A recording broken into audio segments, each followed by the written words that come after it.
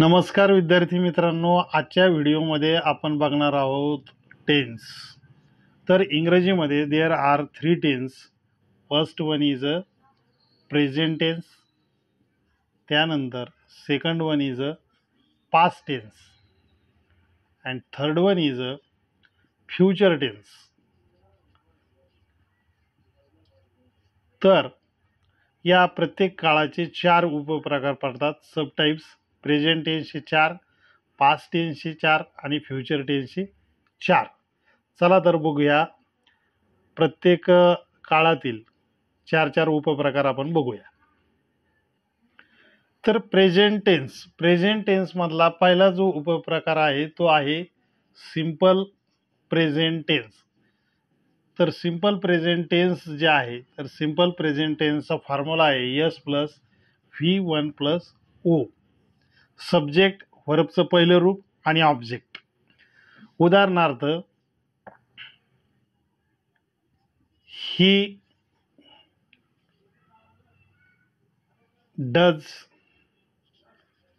The work, म्हणजे तो काम करतो. तर जर ही, शी आणि इट हे जर कधी सब्जेक्ट असतील तर क्रियापदाला काय लागतो? यस प्रत्यय लागतो. आणि जर ही, शी, इट सोडून जर कधी सब्जेक्ट असेल तर त्यावेळेला प्लेन क्रियापद येतं. जसं उदाहरणार्थ, आय राईट अ लेटर, मी पत्र लिहितो, असा याचा मराठीमध्ये अर्थ होतो. म्हणजे यस राईट पहिलं रूप आहे म्हणून V1 आणि a letter is a object. Present tense मधला दुसरा जो उपप्रकार आहे तो आहे प्रेझेंट कंटिन्युअस टेन्स किंवा प्रेझेंट प्रोग्रेसिव्ह टेन्स. तर याचा फॉर्म्युला आहे S plus am is are plus V plus ING plus O. तर ही टू बीची वर्तमानकाळी काय रूपे आहेत? Am is R.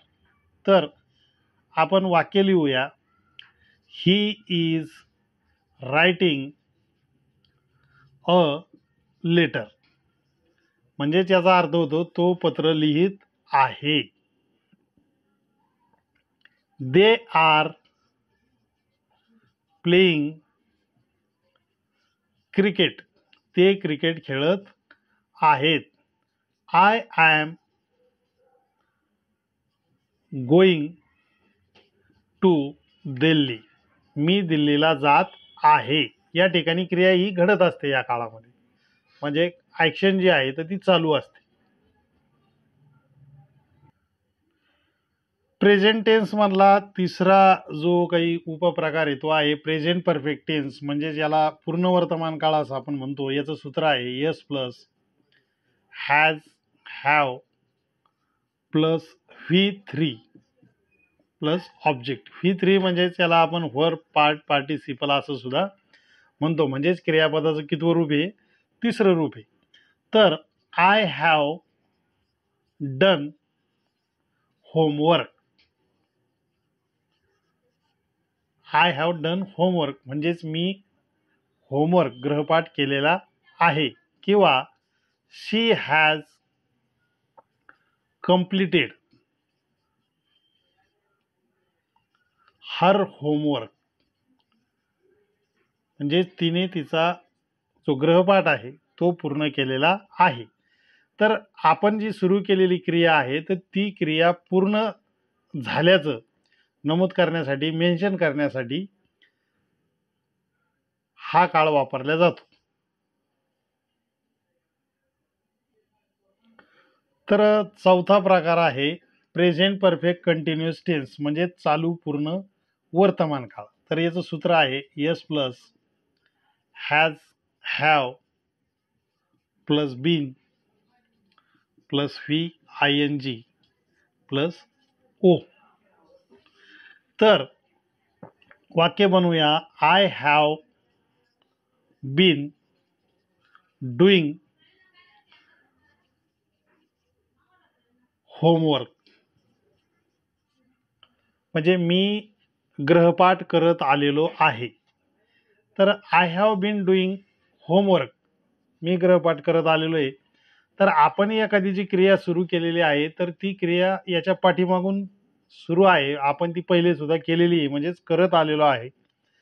आणि दुसरी गोष्ट, तर ती कधीपासून करत आलेलो आहोत, तर I have been doing homework since किंवा फ्रॉम याच्यामध्ये आपण वापरतो. सिन्स प्रिव्हियस इयर, मागील वर्षापासून आपण ते करत आलेलो आहे. किंवा शी हॅज बीन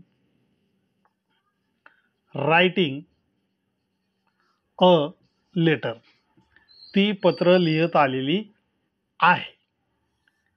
तर ती जी कृती आपण जी करतो तर ती पाठीमागून सुरू आहे हे दर्शवण्यासाठी ह्या काळाचा वापर केला जातो.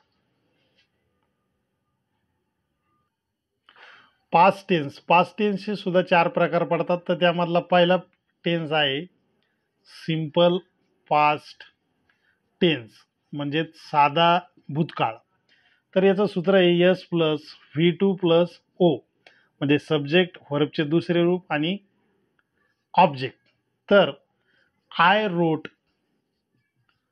अ letter, I wrote a letter म्हणजे मी पत्र लिहिले, लिहिण्याची जी क्रिया आहे तर ती पूर्ण झालेली, मी पत्र लिहिले. किंवा शी प्लेड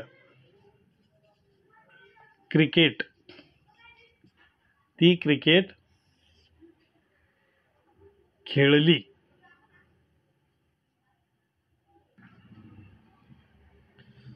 दुसरा याच्यातला उपप्रकार आहे पास्ट कंटिन्युअस टेन्स. तर पास्ट कंटिन्युअस टेन्सचा फॉर्म्युला आहे S plus was were V plus ING plus O, चे क्रियापदाला ING लावायचं. रामा वाज रायटिंग अ लेटर, म्हणजेच रामा पत्र लिहित होता, हे भूतकाळ आहे. दे वेअर प्लेइंग कबड्डी, ते कबड्डी खेळत होते. पास्ट परफेक्ट टेन्स म्हणजेच पूर्ण भूतकाळ, याचं सूत्र आहे S plus had plus V3 plus O. V3 म्हणजे क्रियापदाचं तिसरं रूप. आय हॅड डन वर्क, तर मी काम केलेले होते. They had done their work, त्यांनी त्यांचे काम केलेले होते.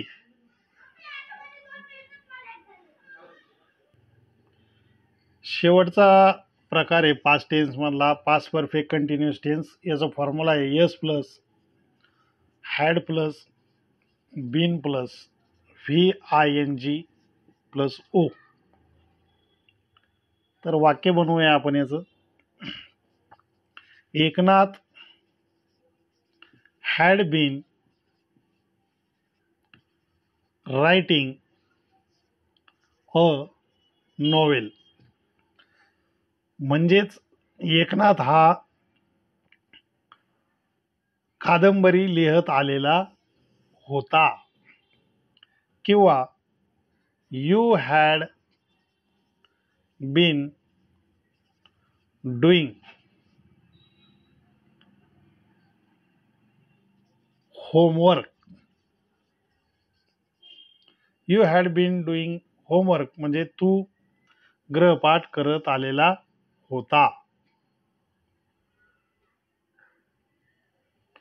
फ्युचर टेन्स, फ्युचर टेन्सचे सुद्धा 4 प्रकार आहेत. त्यातला पहिला आहे की सिंपल फ्युचर टेन्स, म्हणजेच साधा भविष्यकाळ. याचा फॉर्म्युला आहे S plus shall will plus V1 plus O. V1 म्हणजे क्रियापदाचं पहिलं रूप. तर आय शॉल डू होमवर्क म्हणजे मी होमवर्क करणार, मी गृहपाठ करणार. यू विल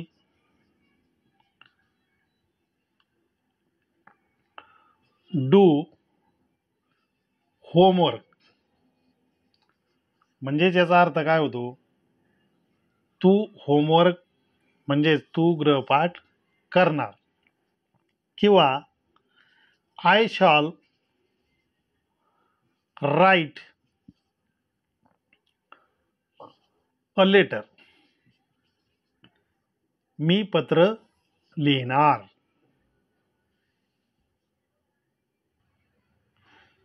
त्यानंतर आहे future continuous tense.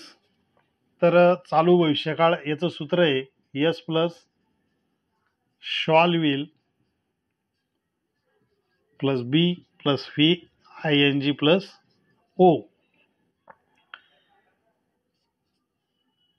I shall be writing a letter, मी पत्र लिहत असेल. They will be doing the work म्हणजेच ते काम करत असतील किंवा ते काम करणार असतील.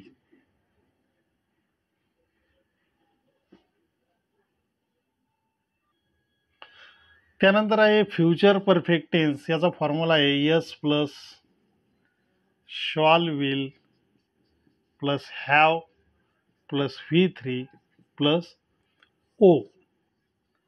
I shall have done homework म्हणजेच मी गृहपाठ केलेला असेल. You will have completed homework म्हणजेच तू गृहपाठ केलेला असेल.